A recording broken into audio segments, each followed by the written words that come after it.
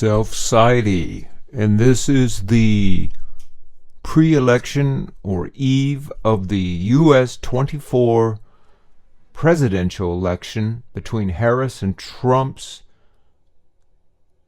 projection. And for those who have not followed this channel, let me quickly go over how I'm tabulating data. We're not using polling, we're using real voting numbers. And I'm taking this from the NBC News Decision 2024 website. You can see so far in the U.S. there have been well over 77 million votes counted and cast.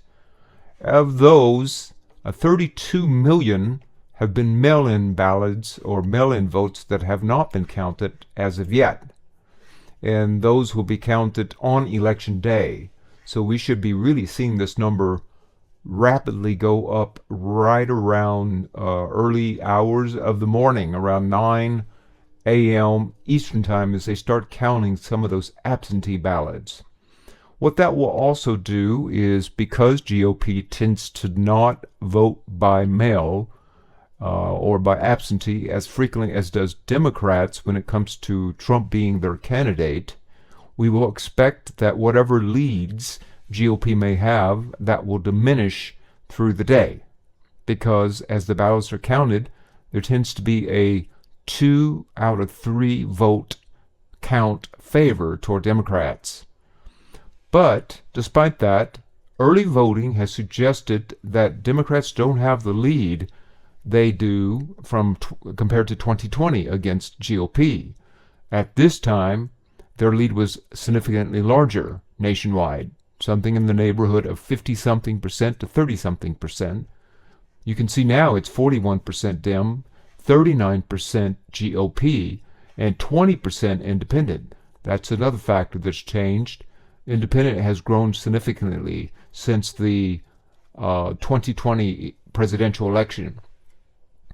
Now, despite all of that, we are going to just use what come out of each one of these swing states or battleground states. For example, in Georgia, you see over 4 million votes have been cast so far early, and 45% of those have gone to Democrats, 48% to GOP, and 7% to the independents. We're going to assume that all Democratic votes go to Harris and all GOP votes go to Trump.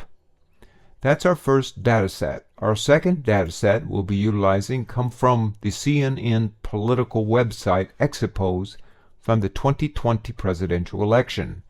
Specifically, we'll be superimposing the behavior of voting between Biden and Trump's voters onto the 2024 election. For example, we'll use specifically the party ID section in that specific state.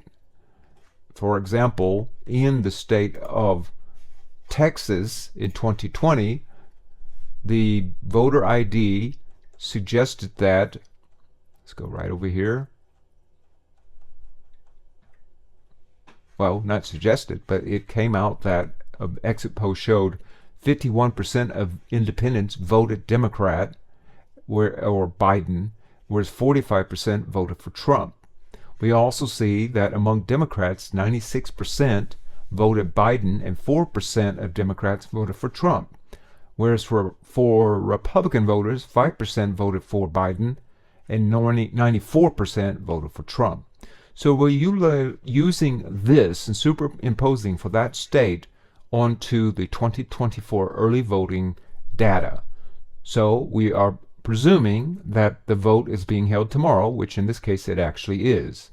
Now let's look at the actual spreadsheet to give you a little bit more clarity of what I'm talking about. The first section right here that you're seeing highlighted is from the 2020 election. In each of the states I've listed as battleground states: Texas, Florida, Iowa, Georgia, Arizona, North Carolina, Nevada, Wisconsin, Michigan, and Pennsylvania. The 2020 percent of registrants are the percent out of 100% that are registered as in that state as a voter.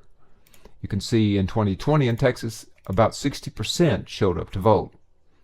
Then it breaks it down by the total number that voted in that state, which is well over 11 million out of the 14.6 million eligible voters. And then it broke it down by what percentage were from independent, what percentage were from GOP, and what percentage were from Dem. The total actual votes you can see here. Now we use that data again to superimpose onto the 2024. So we're presuming a similar behavior is occurring among voters. Given that the nation has been so split, it's probably not surprising this would likely be the case. Now, there has been some rumor that some of the African American vote, and particularly among men, and the Hispanic vote have shifted from Democrat to Republican, or to Trump, and also some of the younger vote, specifically Generation X, have also shifted toward Trump. Now, also, we have seen that some other activity that's changed since 2020 are that some of the white vote has shifted from Trump over to Harris, specifically among the older white female population. So we're going to presume those differences wash themselves out. Now, given that there are a number of issues such as inflation, immigration, and abortion on the ticket, I would say abortion probably is the number one factor among Democrats, and immigration seems to be the number one factor among Republicans. Whether or not that is actually washed out between the two parties, hard to say. My guess is, at least in 2022, it seemed that favored Democrats as an issue. But in 2020, immigration seemed to be the main issue that gave Trump some hidden votes. That he did better than polling. But in 2022, Democrats did better in polling after the Dobbs decision was overturned. Or I think that's Roe versus Wade was overturned. Okay, now, but we're not going to take those into account. We'll only use them if we have a state that looks not clear. It clearly looks like a tie, and then we'll consider that. Now, there are some exit polls already that have been performed from the early voting from 2024, and we may bring some of that up as well if we need to break a tie in a given state. Now, this next section that you're seeing is the actual votes in the pink for that state. For example, in the state of Texas, thus far, almost 9 million votes have been cast. That is about 80% of the total votes that were cast in 2020. So already we have record voting in a number of states. And those states include Texas, Florida, Georgia, and North Carolina. And even in the state of Nevada, all of these well over 70% already. And usually by this time it's around 50 to 60% for a given state. But over to the left, you can see that, again, it's broken down by the percentage of vote for that state. For example, in Texas, so far, 37% of the votes counted have gone to Democrats, 50% have gone to GOP, and 13% have gone to independent. So that's what you're seeing in this section. Now, right below that, then, is taking all of these numbers, superimposing the behavior of 2020's election, and getting what we would expect the same-day vote projection. And then we come up with a multiplier, multiply that by the number of votes already cast, add that on to the number of votes already cast, and we get a projected total vote, and that's not including the independents. Now, that's what this section is here. Then, the final section does then take into account the independent vote and the crossover between parties. For example, in the state of Texas, you can see that in this section here, 51% of independents vote for Democrats in 2020 for Biden, and 45% voted for Trump. And among GOP, 5% of them switched parties to vote for Biden, and 94% of GOP voted for Trump. Among the Dems, 4% of Dems switched parties to vote for Trump, and 96% of Dems voted for Biden. So that's what you're seeing here.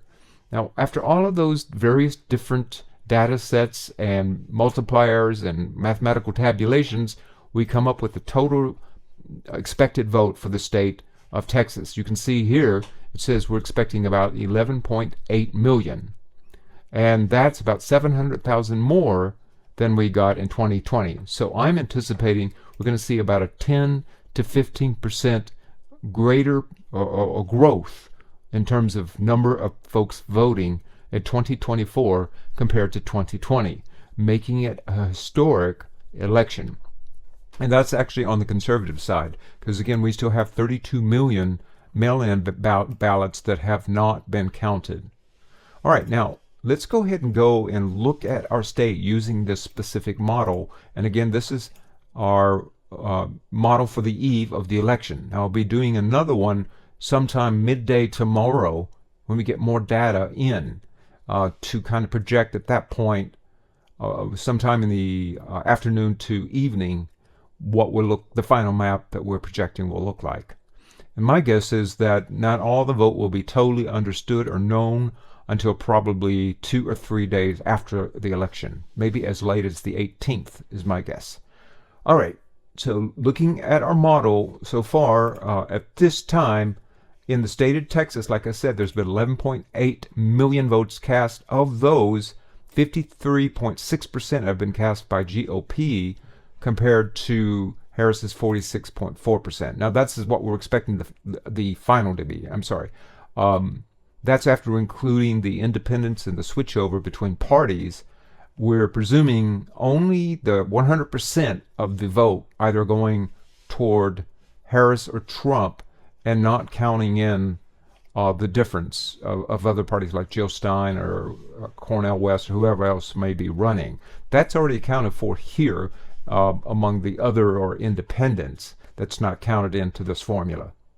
So just among the votes cast for Trump and Harris, Trump picks up 53.6% and Harris picks up 46.4% in the state of Texas using this model. So as it stands right now, it looks clear that Trump will pick up the 40 electoral votes for the state of Texas, bringing him to 183 to Harris's 226. Now, I'm blacking this out so we don't get distracted by the other states, but let's go ahead and move on to the next state in the lineup, and that is the state of Florida. And this is probably going to shock a number of folks, but it does look like, using this model, that 51.4% of the vote, 100% of votes going to either Trump or Harris, is going to Harris, and 48.6% will go to Trump. Now, why is this the case? Two things that may be causing this. The first is the huge percentage that are now considered independent. 1.8 million votes. And this is even without me doing a multiplier for additional votes on election day for independents.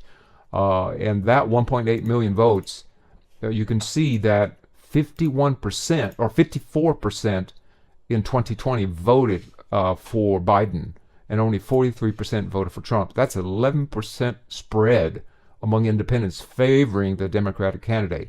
And the second factor that I think is making a big difference in the state of Florida is that the abortion issue is really being shown to have a major drawing factor for those over the age of 65. And Florida is a retirement state, especially among women. And I think this is going to be one of the big surprises of this election, is how much that is actually impacting the election. Now, in the state of Texas and Arizona, I think immigration is more of an issue, younger populations here. But in Florida, it's the oldest state, and a huge white population, where many of these women were alive before the Supreme Court decision to uphold Roe versus Wade, and or was it overturned? I'm not sure. I think it was upheld. But I think this is what we're seeing, and this, at least the model, is suggesting this is the case. As a matter of fact, more than 12 million votes, more than Texas even, is expected to be cast in the state of Florida. That's a 10% growth, 110% growth over 2020. That's tremendous growth. So as it stands right now, using this model, we expect the 30 electoral votes to go over to Harris. So let's see here if this thing doesn't want to switch. I'm going to refresh it here. Okay, so that brings Harris to 256 to Trump's 183. Let's move on to our next state that is up for grabs. And for those that are really political junkies, you may have seen the Des Moines Seltzer poll come out suggesting that Harris has a 3% lead in the state of Iowa. This channel, 4 or 5 days ago, did project that Harris was going to take Iowa by 0.5%. I don't know any other channel that was projecting that. This is the only one. Then 2 or 3 days later, that was confirmed by that poll, which is just really quite phenomenal, because in 2020, Trump won the state by 9%. And Seltzer suggested that he would win it by 7%. She was the closest of any other posters. Now, I don't think that using my model, things have changed. More slew of votes have come in that have changed that. And I think, again, where you see a larger white population with an older population, you're seeing that abortion issue among older white women show up. And this showed up in the Seltzer poll as well, where a 2-to-1 factor, those over the age of 65 among white women, were in favor of Harris over Trump. And among women, there's quite a gap there. But even despite that, instead of Trump picking up the state by 9%, I think it's going to be closer to around 3%. So he will pick up Iowa as it stands right now. That may change in our last projection tomorrow. I'm projecting, using this model, 51.4% for Trump and 48.6% for Iowa. All right, moving on to our next state in the lineup, and that is Georgia, another one of our battleground states that is highly contested. And in that state, I have Trump taking Georgia. Now, I think this is where you're seeing a large African-American population, particularly youthful African-American population. A lot of African-Americans do tend to migrate into Georgia for the number of incredibly great colleges they have there, especially among the younger African-American and Hispanic. We've seen a large Hispanic population growth in the state of Georgia. I think this is really factoring in, whereas Biden took the state of Georgia in 2020, this time around, it looks like Trump is poised to take Georgia as it stands using this model at this time. So he picks up the 16 electoral votes of Georgia, bringing it to 205 to Harris's 256.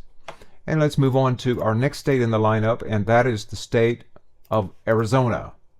And by the way, if you are interested, that Georgia, it looks like Trump has 3.4% lead at this time, so it's quite comfortable. So they're going unless the election day changes that, and keep in mind, we're not including the ballots, and I'm not even counting that in, the uncounted ballots. But if I were to count in the uncounted mail-in ballots, I do think that may flip Georgia. Now, I'm not sure it would flip Iowa, but I think it would get close. It would be maybe Trump taking Iowa about like 1% or 0.5%. when it's all said and done. But I think after the mail-in ballots, Georgia may actually flip over to Harris. But as it stands without those mail-in ballots, Georgia is going over to Trump. All right, now moving over to Arizona, again, immigration is a bigger issue there, and I think than it was in 2020 even. And I think this is causing Arizona to barely lean toward Trump. And we've had more batches of votes coming in favoring the Democrats, mainly because Maricopa County has such a large population that they're slower in counting the votes. And also in inner cities, the mail-in ballots do tend to be more frequent than in rural areas. So this may change between now and tomorrow. So we're going to keep our eye on that. And it has been changing, because before, about a week ago, It was a 4% lead by Trump. And that's been whittled down now to 0.4%. But as it stands right now, Trump would pick up Arizona. All right. That brings it to 216 Trump, 256 Harris. Moving on to our next state in the lineup, and another one that everybody is watching, and that's the state of North Carolina. And I think North Carolina has a very interesting dynamic. It's been going back and forth between Trump and Harris, depending on the batch of votes and where they're coming in. If we go to the West Coast or toward the middle more toward the West, or to the East Coast rather, or toward the West, we do find that's more heavily Republican.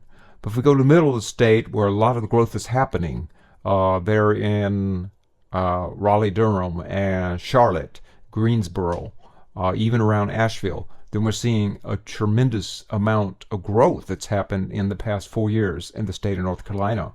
And a lot of tech companies that are popping up there and really growing the research center. And I think this is what's making the difference as why you're seeing North Carolina shifting toward blue. And the question is this going to be the year that it actually flips? Now, it did happen in 2008 where Obama took it, but that was a very unique year, a very large African-American population in North Carolina that really showed up in a really strong ground game there. Another thing is the gubernatorial race, or is it the Senate race? I can't remember. I think it's the gubernatorial race. Robinson, I want to say. He's a very contentious candidate, and he's behind the Democratic candidate, Stein, I want to say, by a good 20%, 15-20%. And I think that's also going to make a difference. So that's why I think with all those factors playing in, you're seeing that North Carolina is shifting more toward Democrats. And also the independent population is quite tremendously large there. In North Carolina, 32% that have voted thus far registered as Dem, 33% vote or register as GOP, 35% register as independent or other. So they're the largest voting group. And again, independents do tend to favor, at least when it comes to Trump. Now, prior to Trump, Republicans generally did have a slight edge among independents, but this has been shifting over the past 2 to 3 election cycles, where now independents slightly favor Democrats. And here you can see in 2020 it's 50% for Dems and 46% for GOP. And so that difference really does make a difference, again, because we're seeing the Democrats at 32% and GOP at 33%. That's only a 1% spread, whereas a 2% spread between GOP and the independents. So if independents are favoring Democrats, then that difference, it could wash out that 1% lead GOP has over Dems. Right now, it's very close, 0.6% in favor of Harris, at 50.3% compared to Trump's 49.7%. So let's go ahead and turn that over to Harris in the slightest of blue as it stands today. That would give her enough to become the next president of the United States. The first female president, 272 electoral votes to Trump's 216. Now, we still have 4 states. So let's go ahead and take a look at them to finish off this exercise. And let's move to the state of Nevada. Now, about 3-4 days ago, the state of Nevada was going to Trump. But things have shifted as more votes have come in. And it's been shifting quite rapidly toward Harris. Right now, it looks like she's set to comfortably win that state. Most polls now have her anywhere from 2 to 4% ahead, and that's confirmed in this model, where she's going to pick up 51.8% compared to Trump's 48.2%. So as it stands right now, Nevada is going to Harris. And Nevada is another one where 28% consider themselves as independent. And so this independent vote is making a big difference for this election, I think. All right, moving on to the next state in the lineup. Now here's a state where the independent vote is actually not making as much difference, using this model at least, than we might have supposed that we've so far. And why is that the case? So let's take a look here. In the state of Wisconsin, so far, there's been a little over 1.5 million votes. That's about 45% of what we had in 2020. 40% do consider themselves as independent, but the independent vote is the largest block. And so that's going along with our theory of the last two states that ended up, well, three states that ended up leaning toward Harris. But here's a case where, when it's all said and done, using this model, Wisconsin would actually go to Trump, and quite comfortably. So the question becomes, why is this the case? I'm expecting 52.2% to Trump, whereas 47.8% toward Harris using this model. And I was really looking at the data, and the difference here has to do with the number of folks in the registered party that have showed up so far. You can see among Dems, 34% of registered, I'm sorry, let's move back down here. You can see among Democrats, half of them have showed up already to vote. 50% of those that have showed up in 2020, 50% in terms of number, have showed up already to vote among Democrats. But if you go over to Republicans, only a quarter of them have showed up. Now, if we go by 2020, that's about how many showed up early to vote outside of mail-in ballots that voted in person among GOP. And the vast majority of them came out to vote on Election Day. And so that's 75% that's left over. Now, how many of that is actually mail-in ballots? We can't say. But even, let's say, 25% of them are, that still leaves 50% of GOP that haven't come out to vote yet. Now, either they won't be coming out to vote, or they're showing up much less so than they did in 2020, or they're just really going to be blowing the roof off in the state of Wisconsin and come in mass.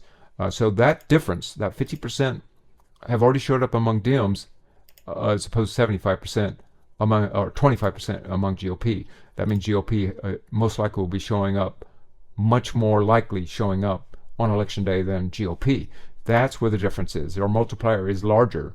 Whereas 1% for, or 1 is our multiplier for Dems, it's 2.7 for GOP. And so that's what we have.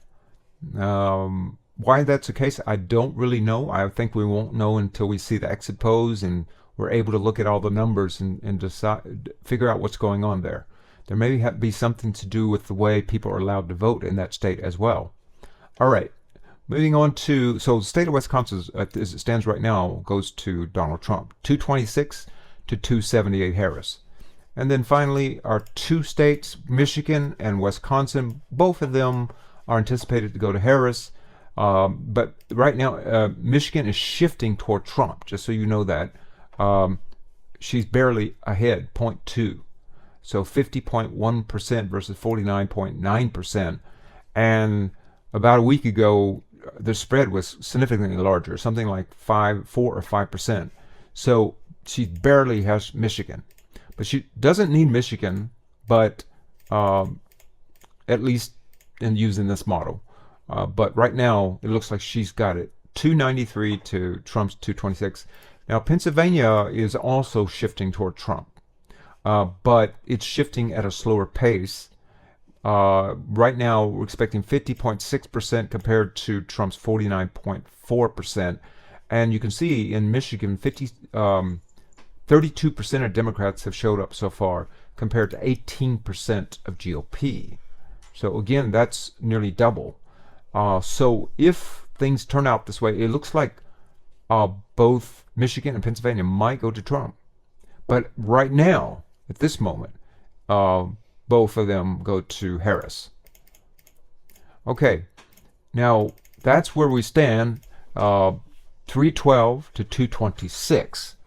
Now, just kind of hypothesizing, because there's been a number of data things, that really come out recently. One of them being where the data show that there's been 32 million mail-in ballots so far that haven't been counted, and there's literally about a 60 to 40% difference, 60% toward Dems in mail-in ballots compared to 40% for GOP when it comes to the candidate for GOP being Trump.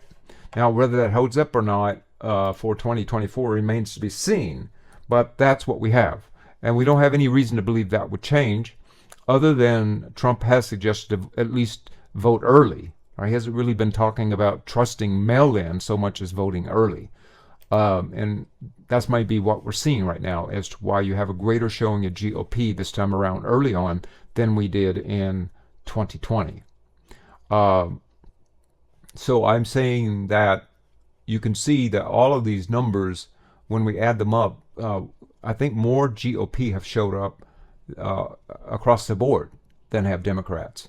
It's the way it's scattered, though. Like, because Texas has a larger population, I think that's why you're seeing a greater number of GOP showing up, even though Dems end up with slightly more on the electoral side. But if I were to count the mail-in ballots, and I'd take that into consideration, then I might feel a little more comfortable keeping this map looking as it is, including switching Wisconsin over.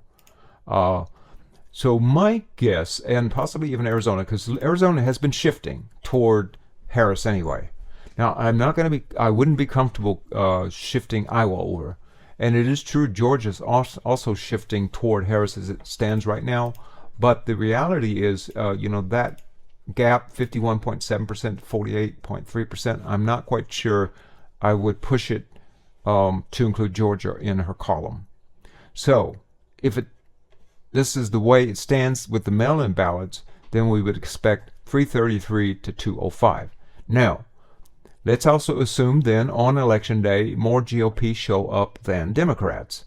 A lot of it's going to make a difference, like, well, what percentage, what amount is going to show up that much more? Well, let's assume that it's the same difference where it was in 2020. This is what we've done thus far, right? So this has already been pretty much factored in, given that we've already superimposed what's happened onto here. We even included 100% showing up either early or later. So that has already really been counted in.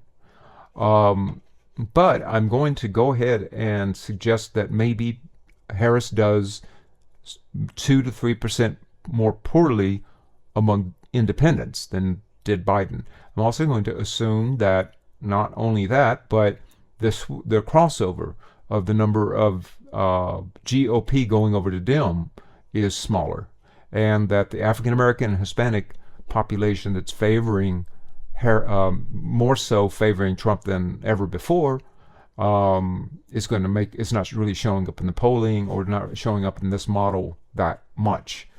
Now, if that's the case, then I would take Florida out because they do have a pretty large African American population. I would probably also take out North Carolina and maybe even Pennsylvania. Now, I probably would keep Michigan and Wisconsin where they are. Michigan does have a large African American population, but not as large as Pennsylvania, North Carolina, or Georgia, or Florida. But I don't think. I think that it might. If it did, then Trump would be 285 to Harris's 253. So where do we stand then? I think it's probably going to be somewhere in the middle. So I would say that middle would be Michigan going over to Harris, and possibly then it comes down to Pennsylvania, and I'd just leave that in the gray. All right, that's where it stands right now. But if we're just using the model, just flat out using it as it stands on the face, then Harris would pick up North Carolina, Florida,